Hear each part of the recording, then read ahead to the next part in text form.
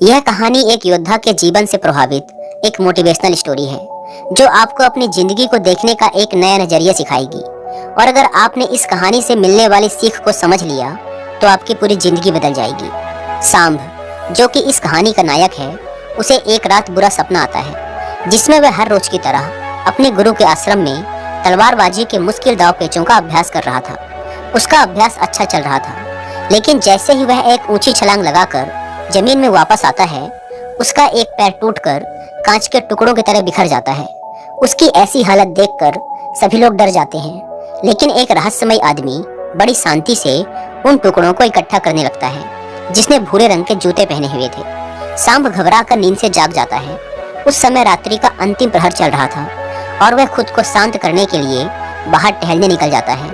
कुछ देर चलने के बाद वह एक पुराने से घर के बाहर आकर रुक जाता है और उसके बाहर बने चबूतरे पर जाकर बैठ जाता है। तभी एक बूढ़ा आदमी उस घर से बाहर निकलता है, जिसने बिल्कुल वैसे ही जूते पहन रखे थे जैसे सांभ ने अपने सपने में देखे थे। सांभ उससे कहता है कि तुम्हारे पैरों में अलग अलग जूते हैं। तो जवाब में वह आदमी कहता है कि इसमें से एक जूता नया है और दूसरा पुराना। फिर सांभ वहां से उठकर जाने लगता है और वह आदमी वहीं चबूतरे पर बैठ जाता है। लेकिन जब अगले ही पल सांभ पीछे मुड़कर उस आदमी को देखता है तो वह आदमी उस घर की छत पर पहुंच चुका था, जो कि आश्चर्यचकित कर देने वाली बात थी, क्योंकि एक बूढ़े आदमी के लिए बिना किसी सहारे के इतनी जल्दी छत पर पहुंच जाना असंभव बात थी। सांभ उस बूढ़े आदमी से पूछता है कि उसने ऐसा कैसे किया, लेकिन वह आदमी रहस्यमय ढंग से चुपचाप उसकी ओर देखता रहता है। तो सांभ वहां से चला जाता है। फिर सांभ आश्रम के अभ्यास मैदान में तलवारबाजी का अभ्यास करने जाता है। सांभ अपने आश्रम का सर्वश्रेष्ठ तलवारबाज था, लेकिन वह अपने प्रदर्शन से संतुष्ट नहीं था। वह खुद को दूसरों से बेहतर समझता था, इसीलिए वह थोड़ा घमंडी भी था।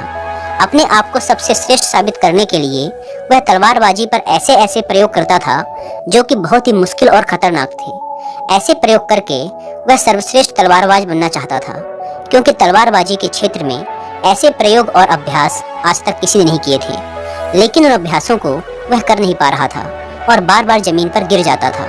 उसके गुरु को यह सब जानलेवा अभ्यास पागलपन लगते थे। वह उससे कहते हैं कि तुम एक बेहतरीन योद्धा हो, लेकिन तलवारबाजी के इन अभ्यासों को कर पाना संभव नहीं है, क्योंकि इसके लिए असाधारण ताकत, अचूक तकनीक और निडरता की जरूरत है। और अगर तुमसे जरा सी भी गलती हुई तो तुम बुरी तरह घायल हो सकते हो या फिर तुम्हारी जान भी जा सकती है।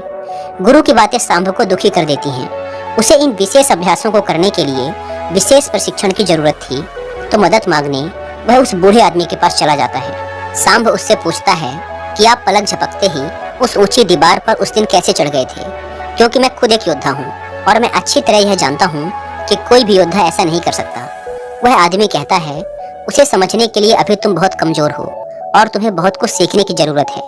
लेकिन सांभ को अपने अभ्यास और ज्ञान पर बहुत घमंड था, इसीलिए वह कहता है कि मुझे हर चीज की जानकारी है और तुम मुझसे कोई भी सवाल पूछ सकते हो। तो वह बूढ़ा आदमी उससे पूछता है कि क्या तुम खुश हो। सांभ को ये प्रश्न बेमतलब लगता है, लेकिन फिर भी वह कहता है कि मेरे पिता के पास बहुत सारा धन है, मैं पढ़ाई में भी अच्छा हूँ, मेरे अच्छे मित्र हैं, मैं देखने में भी सुंदर हूँ और लड़कियाँ मुझे पाने के लिए मरती हैं। जवाब में वह बूढ़ा आदमी कहता है कि अगर तुम्हारे पास सब कुछ है तो फिर तुम रात में सो क्यों नहीं पाते।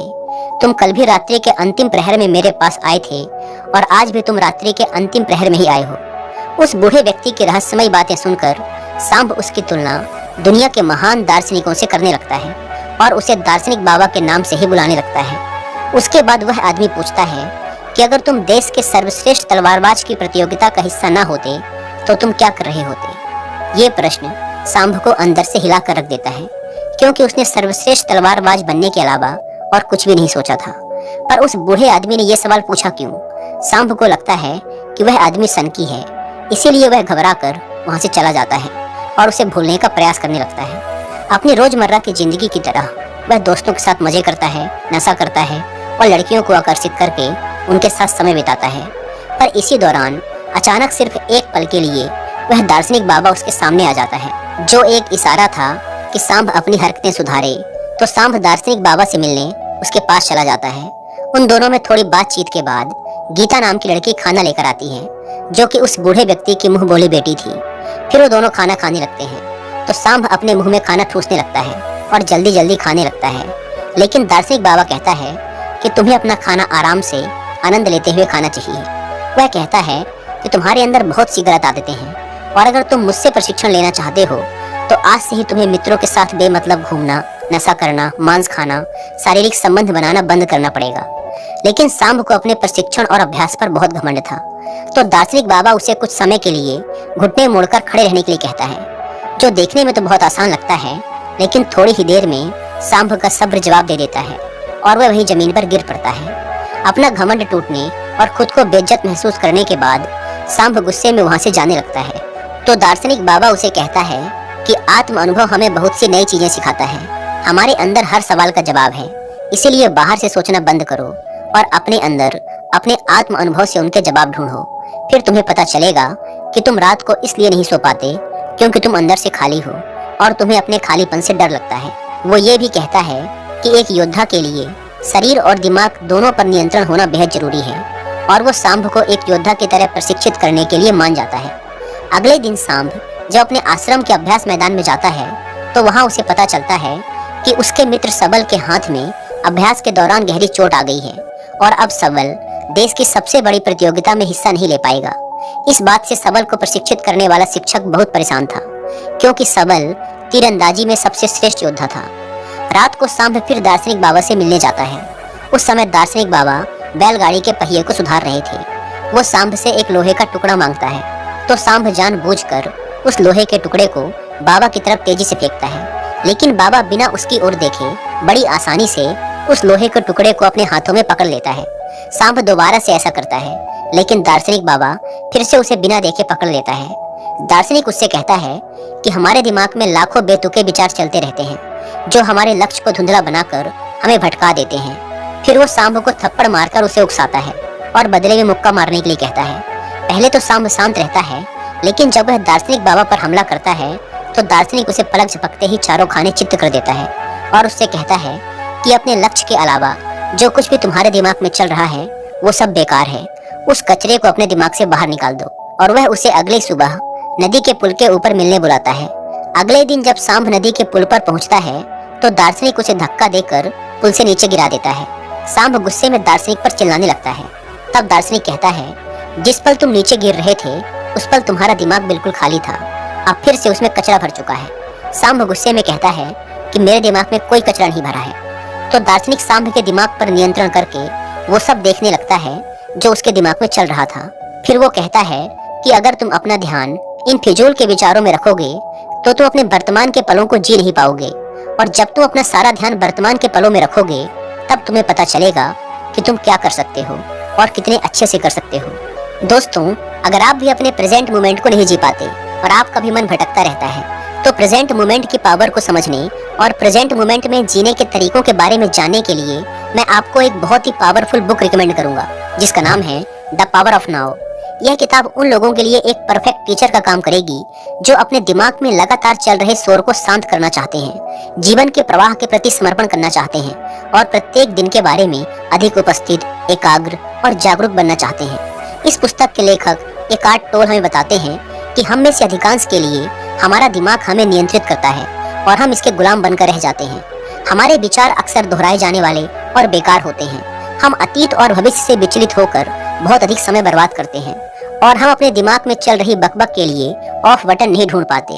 इस पुस्तक के लेखक टोल हमारे दिमाग पर नियंत्रण पाने के लिए और हमारे ध्यान को वर्तमान में वापस लाने के लिए 10 पावरफुल तरीकों के बारे में बताते हैं और इस बुक के इन्हीं 10 पावरफुल तरीकों को बहुत ही शानदार तरीके से समझाया गया है कुकू एफएम के इस ऑडियो शो में, जिसका टाइटल है वर्तमान में रहने के 10 तरीके।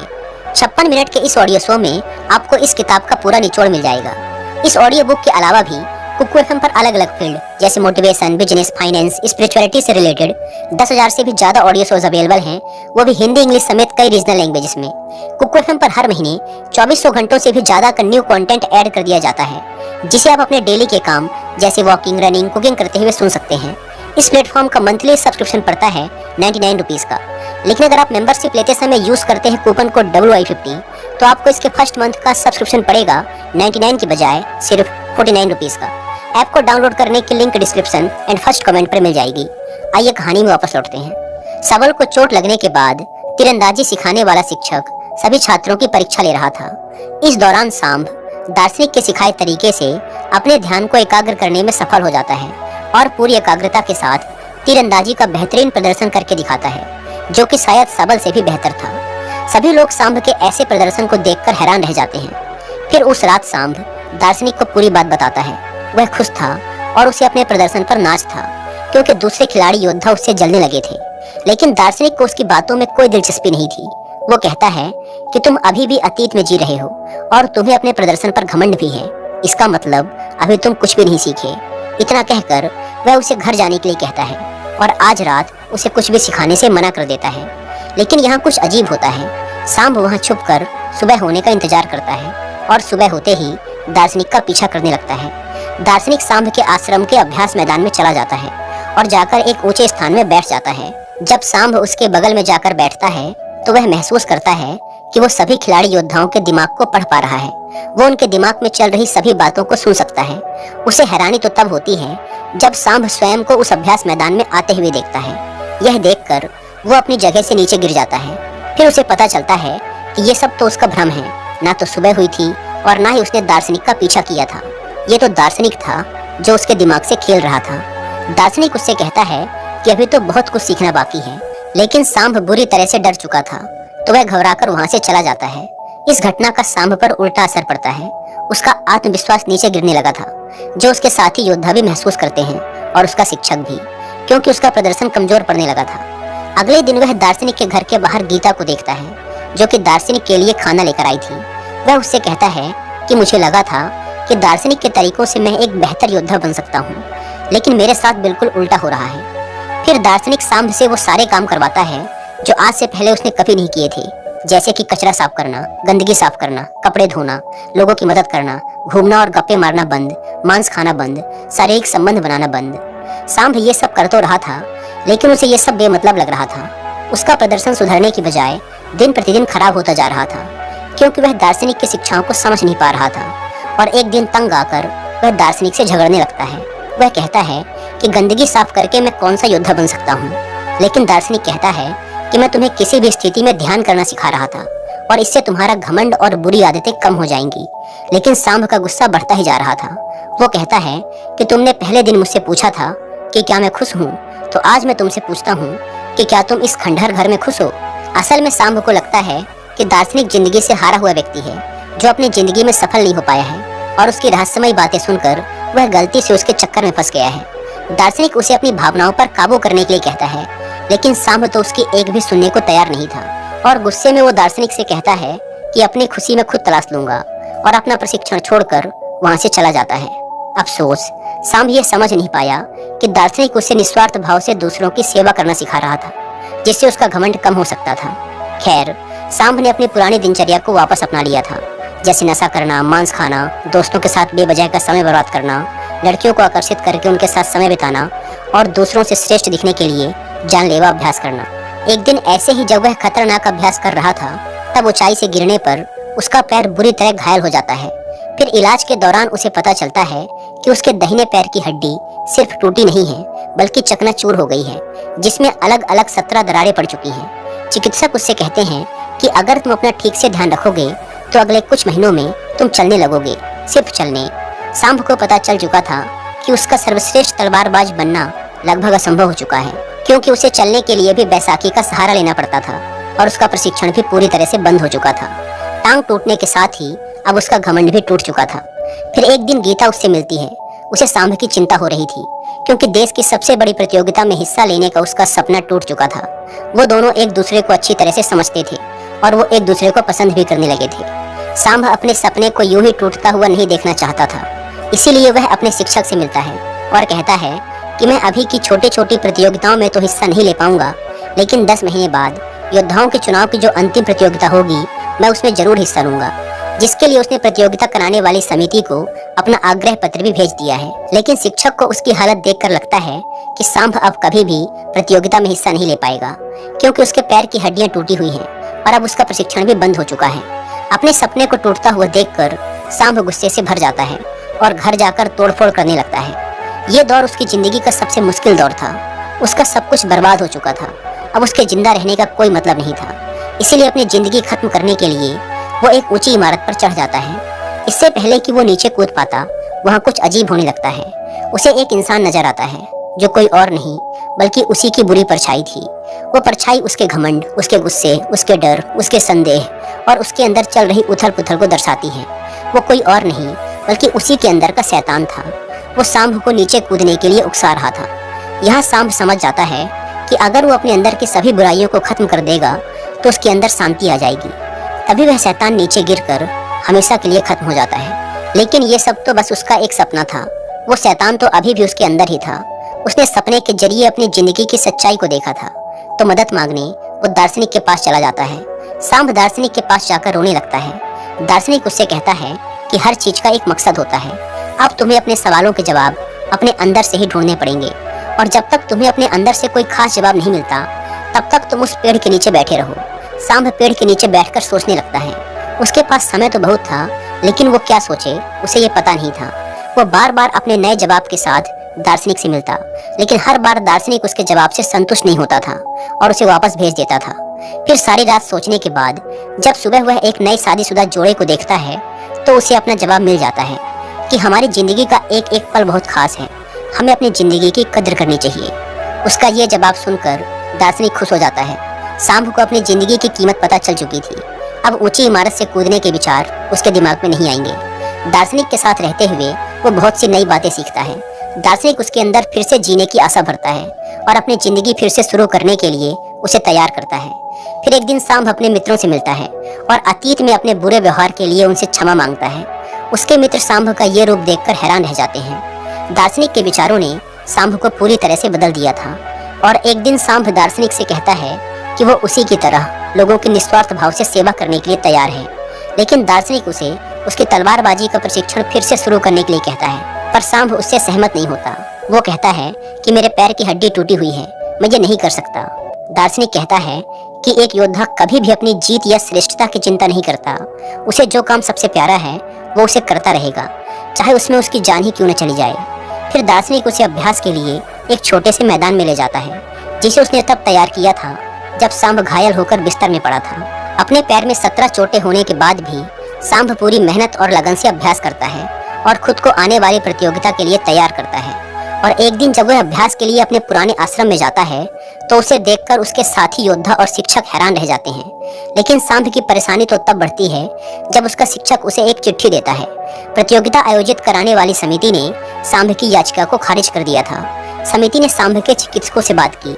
उन्होंने सांभ के शिक्षक से भी पूछा, लेकिन शिक्षक ने सांभ को अपने घमंड में आकर जानलेवा अभ्यास करते हुए देखा था। उसे लगता था कि सांभ इस प्रतियोगिता के लिए पागलपन की किसी भी हद तक जा सकता है, जो एक दिन खुद को ही मार डालेगा। इसीलिए उसने सांभ की हिस्सेदारी का समर्थन नहीं किया। अपने मंजिल के इतने करीब आकर एक बार फिर से उसका सपना टूट जाता है। दार्शनिक उससे कहता है कि कोई भी असहमति पत्र तुम्हें रोक नहीं सकता, तुम वो करते रहो जो तुम्हें अच्छा लगता है। लेकिन सांभ कहता है कि मेरा लक्ष्य सिर्फ अभ्यास करना नहीं बल्कि देश की सबसे बड़ी प्रतियोगिता में स्वर्ण पदक जीतना है। दार्शनिक कहता है कि स्वर्ण पदक जीतना सिर्फ एक लालच है, अगर वो मिल भी जाए तो क्या, जब तक तुम अंदर से खुश नहीं हो कोई भी बाहरी चीज तुम्हें खुशी नहीं दे सकती। दार्शनिक उसे अपनी भावनाओं पर काबू करने के लिए कहता है, लेकिन सांभ बहुत परेशान था। वो गुस्से में आकर दार्शनिक से कहता है कि मैं अपना सब कुछ छोड़ने के लिए तैयार था, लेकिन तुमने मुझे फिर से प्रशिक्षण के लिए कहा। वो काफी हताश हो चुका था, उसे कुछ समझ नहीं आ रहा था, तो अपने अंदर से जवाब ढूंढने के लिए वो उस पेड़ के नीचे बैठ जाता है।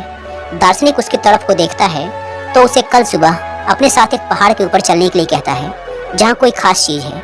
फिर अगली सुबह बुरी तरह थका देने वाला लंबा सफर तय करके जब वो पहाड़ी की चोटी पर पहुंचते हैं तो सांभ दार्शनिक से पूछता है कि बताओ आप मुझे क्या दिखाना चाहते थे, ये पहाड़, ये नजारा या फिर कुछ और। तो दार्शनिक उसके पैर के पास पड़े एक पत्थर की ओर इशारा करता है और कहता है कि मैं तुम्हें ये पत्थर दिखाने के लिए यहाँ लाया हूँ। इतना सुनने के बाद सांभ निराश हो जाता है। वो कहता है कि आधे दिन का इतना लंबा सफर तय करके हम यहाँ इस मामूली पत्थर को देखने आए हैं। फिर उसे एहसास होता है कि दार्शनिक जरूर उसे कुछ समझाना चाहता है। थोड़ी देर सोचने के बाद वह समझ जाता है कि जब तक उसे मंजिल के बारे में पता नहीं था तब तक वो अपने सफर का आनंद ले रहा था और वो खुश था। लेकिन जैसे ही वो मंजिल तक पहुंच गया उसकी खुशी खत्म हो गई, क्योंकि जो खुशी सफर में है वो मंजिल को पाने में नहीं। सांभ ये भी समझ चुका था कि उसका लक्ष्य हासिल करने का सपना भी इस पत्थर की तरह ही है, जिसे हासिल करने या ना करने से कोई फर्क नहीं पड़ता, क्योंकि असली खुशी तो सफर के दौरान है। और अपने सफर का आनंद लेते हुए वो बिना किसी हार जीत की चिंता किए अभ्यास मैदान में अभ्यास करने लगता है। उसका बेहतरीन प्रदर्शन देखकर सभी हैरान हो जाते हैं और उसका शिक्षक उसे अंतिम चुनावी प्रतियोगिता में ले जाने के लिए मान जाता है। सांभ अपने साथ दार्शनिक को भी ले जाना चाहता था, लेकिन जब वह उस पुरानी इमारत में पहुंचता है तो उसे पता चलता है कि दार्शनिक वहां से हमेशा के लिए जा चुका है। शायद दार्शनिक अपना काम पूरा कर चुका था। फिर अंतिम चुनावी प्रतियोगिता में सांभ अपना सर्वश्रेष्ठ प्रदर्शन करता है। उसका अपने दिमाग पर पूरा नियंत्रण था। उसे प्रतियोगिता जीतने का लालच या डर नहीं था, वो तो बस इस पल का आनंद ले रहा था। इतनी भयंकर दुर्घटना के बाद भी उसका ऐसा श्रेष्ठ प्रदर्शन देखकर सभी लोग बहुत ज्यादा हैरान थे। इसके बाद सांभ ने अंतिम प्रतियोगिता में देश के सबसे बड़े योद्धा का खिताब जीता और उसने गीता के साथ शादी भी कर ली। बाद में सांभ ने अपनी किताबों और बातों के माध्यम से दार्शनिक के विचारों को जन समूह तक पहुंचाने का प्रयास किया। दोस्तों, मुझे उम्मीद है कि आपने इस कहानी से बहुत कुछ सीखा होगा। और अंत में एक बार फिर याद दिला दूं कि कुकू एफएम पर the power of now book की हिंदी ऑडियो बुक को सुनना ना भूलें। ऐप को डाउनलोड करने के लिंक और discount code description and first comment पर मिल जाएंगे। धन्यवाद।